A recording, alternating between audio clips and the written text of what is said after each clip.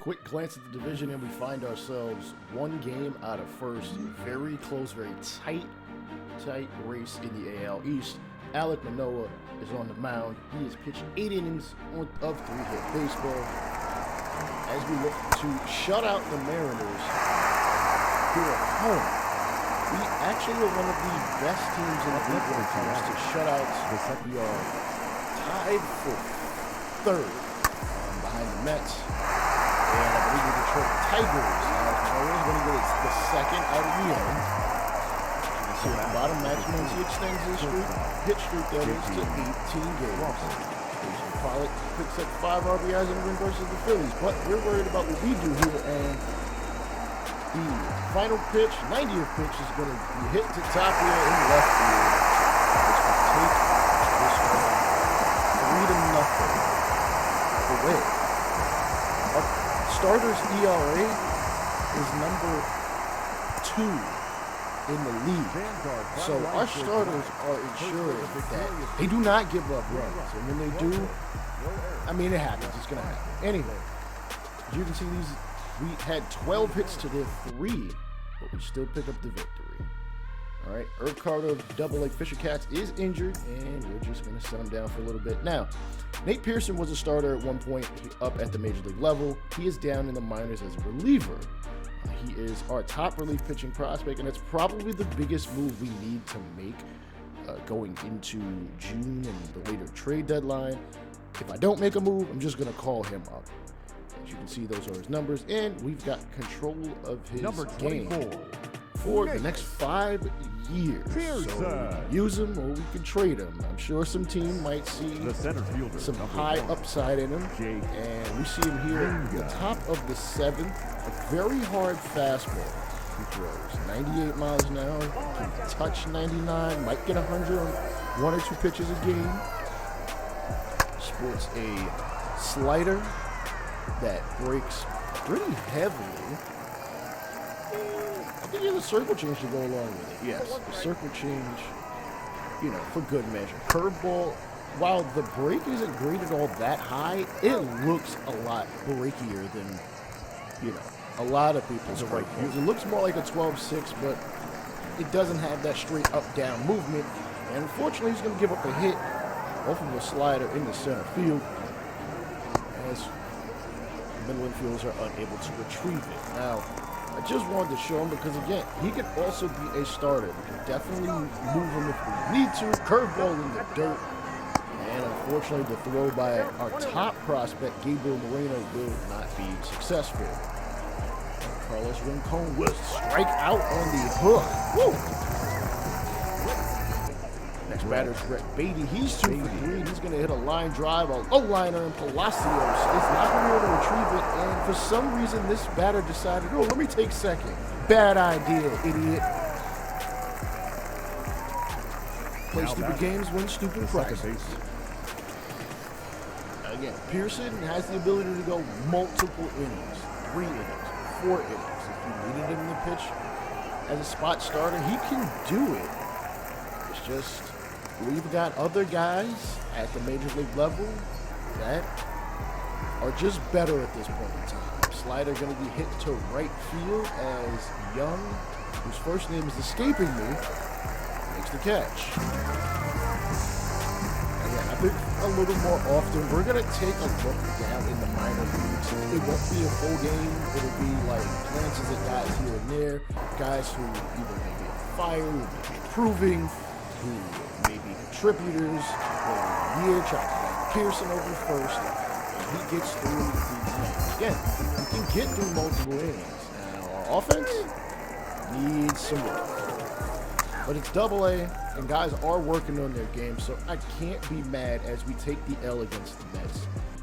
Spencer Horwitz is eligible to return from the injured list, but we won't see him. We win in Seattle, 3-2. I did have critical situations on, but I guess we don't get one in this situation. As we did give up a run in the 9th, but we are able to eke out the victory. Lourdes Gurriel gets 2 RBIs, and Bichette adds 1 of his own.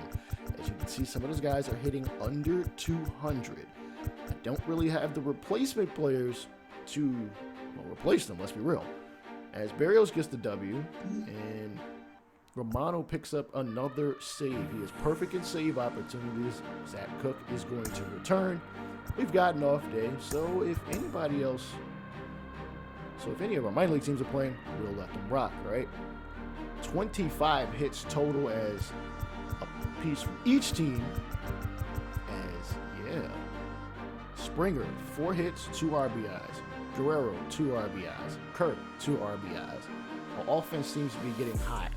Hopefully we can sustain it through the season, as Flexing gets the L, and they go through 5 pitchers, giving up 9 runs. Ryu gets the W.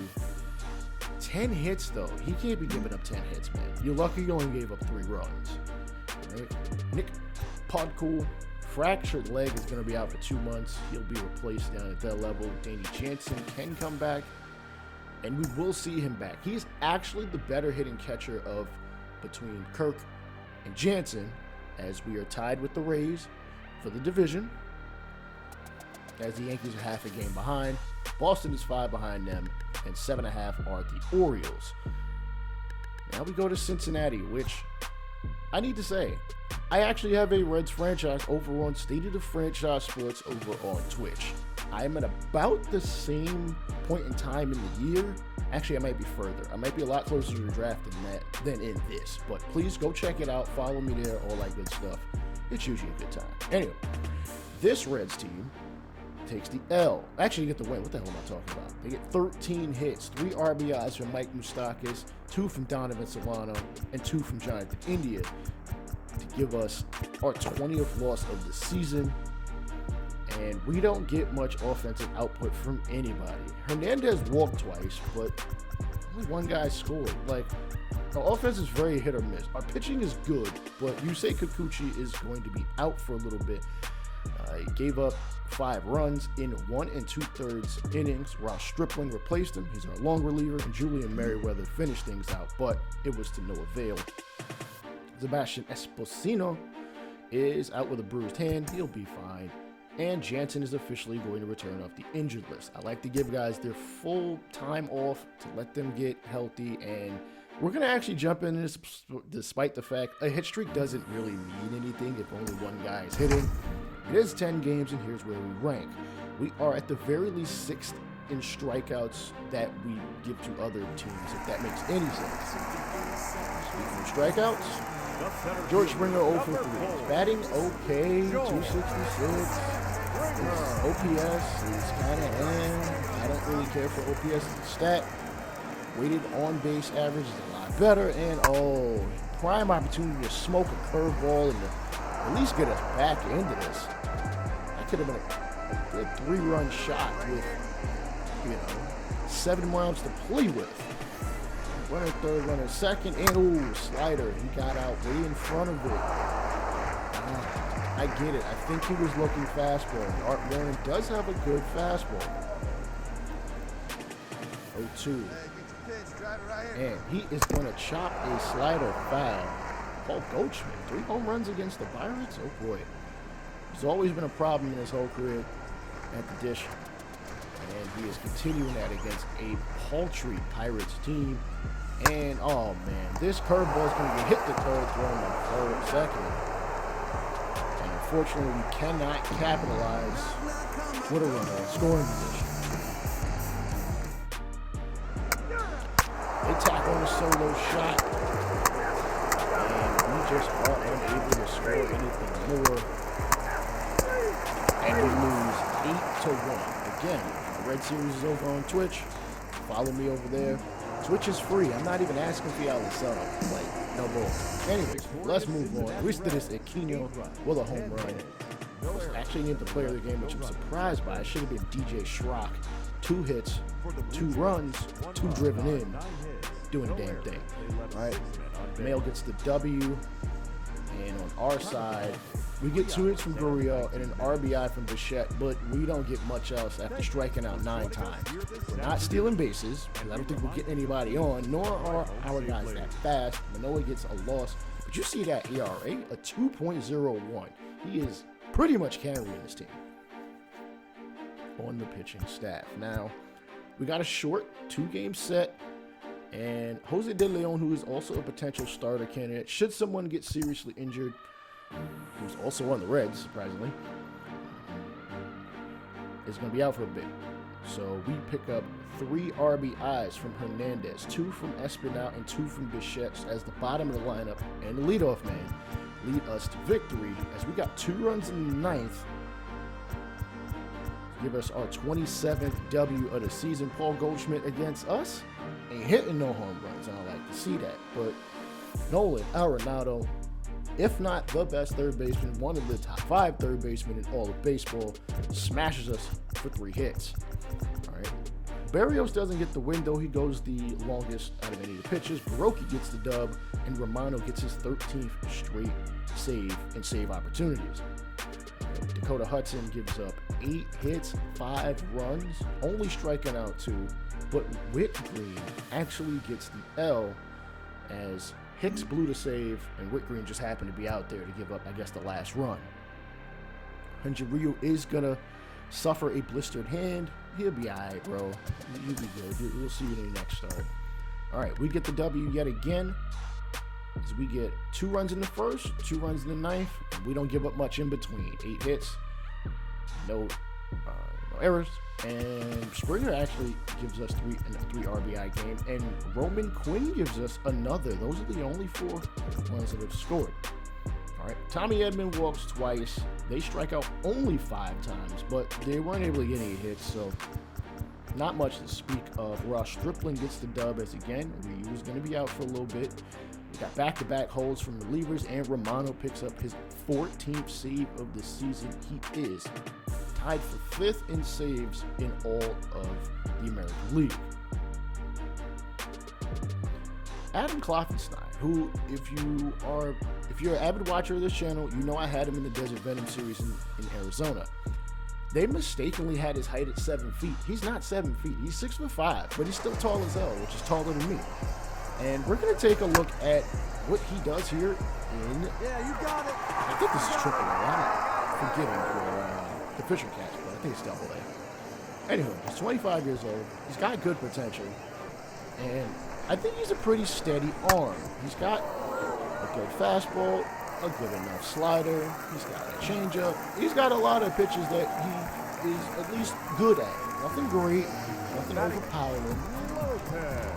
As you can see, he's very efficient through 5 innings, 40 pitches, and if he's able to just pitch to contact without giving up hard to hit contact, he can be the kind of guy that can be a steady arm. Now, he might actually just move to the bullpen.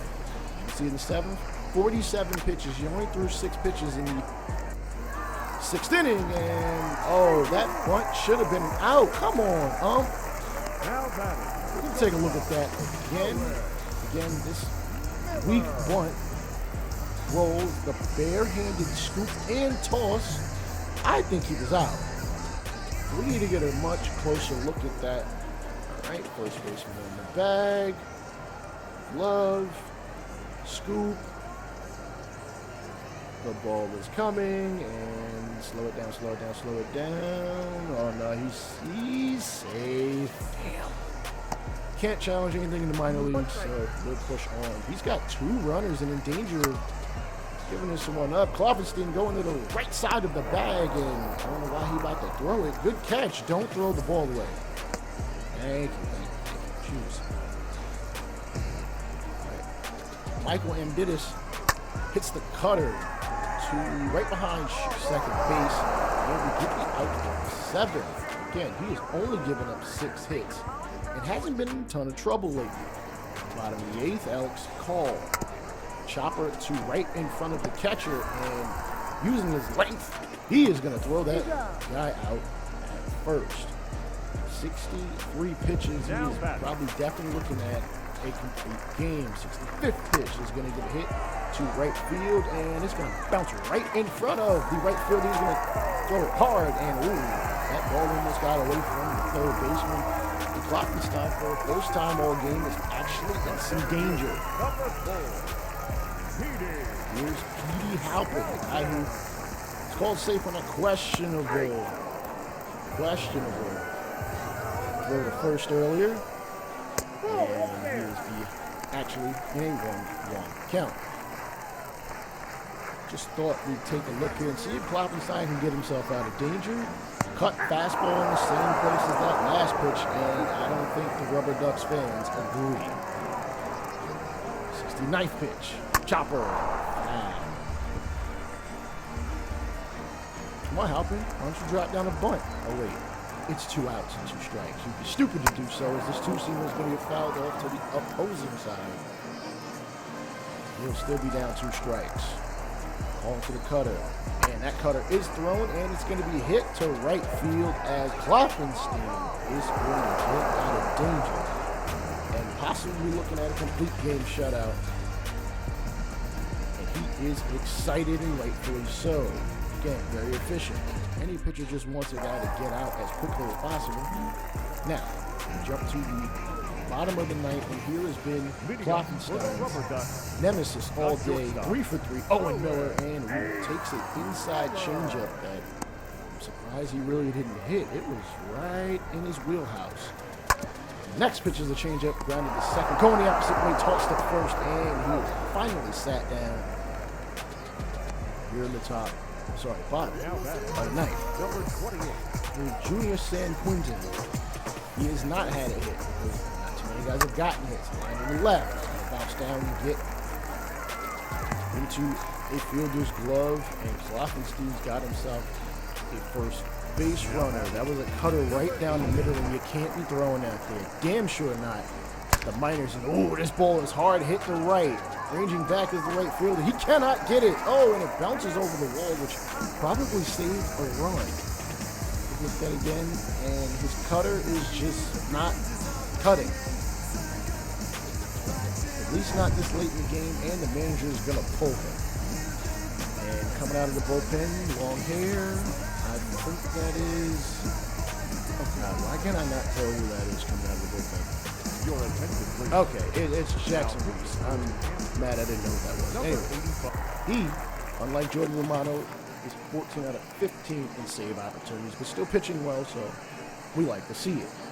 Looking a little nervous as he comes in with 2 runners on. 2-2 count, up to a single could drive both runners in. And Didis is going to pop this one up into the infield as the first baseman is going to catch it, and that is a big time out. I could have sworn we already had 2 outs. Is that a glitch? Whatever. Jonathan Lopez is the Rubber Ducks' last opportunity to get a run at this point. Does not have a hit, hasn't been walked in. The first pitch he sees is going to get hit to left field, and a complete game shutout pitched by 2 pitchers is going to count. Kloppenstein gets a W. So do the Fisher Cats. They are also in first place in their division. Right. Despite giving up 10 hits, 3 of them to Owen Miller. We're going to jump down to AAA. Actually, back up to AAA. That would make a lot more sense as the Buffalo Bison take on the Columbus Clippers. And we're going to take a look at said top prospect, Mr. Gabriel Moreno, who I tried to do this early in the season with, but it's all good. He's a much better hitter at home, not so much on the road. 6 RBIs split between both locations, and he is going to hit this one into shallow, no, actually deep center field, and it's going to be caught. Unfortunately, he's a good fielder. He's got good enough speed for a catcher, but he can hit a little bit. He's a little young, about 22 years old. Ooh, slider, swing, and a miss. As again, he still has to work on the hit tool just a bit more before we can think about calling him up. But here's the pitch sequence. Back-to-back sliders, make it 3 in a row. Fastball high, and the one that got him out, a slider almost down the middle. And I don't think he was able to gauge that pitch out of the pitcher's hand. Vargas still out there here in the 7th. He's got 1 out, 6 1/3, 74 pitches. And Moreno is going to hit this one, and it bounces off the glove of the shortstop, and he is a little surprised and confused as to where that ball went. So they're going to score that a base hit.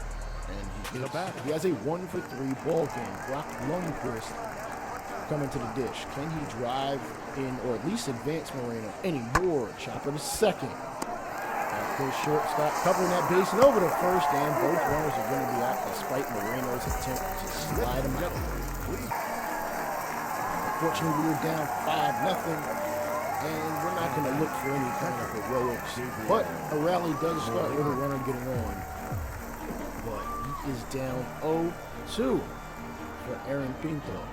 And he's going to hit this one back up the middle, right past the second base umpire and in the center. Buffalo might be starting a rally with one away. Lundquist grounded out in the 7th. Grounding into a double play. Can we get something positive from him? Pinto's pitch. Gonna get hit deep to right field. Running back, and oh damn, it's caught. And Moreno thought it was gonna keep going, and he is gonna be thrown out looking like a jackass to end the ball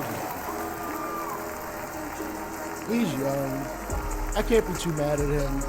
I appreciate the hustle, but it just wasn't gonna happen. All right, Hyun-Jin Ryu is gonna return during the Angel series, and as a matter of fact, I will be live streaming that, so please subscribe, hit the notification bell, all that good stuff, and you will see as we face Shohei Ohtani, Mike Trout, and the Angels. I will probably stream the first 2 and then player lock the next. This is the Northern Lights franchise here on State of the Franchise Gaming. Peace out.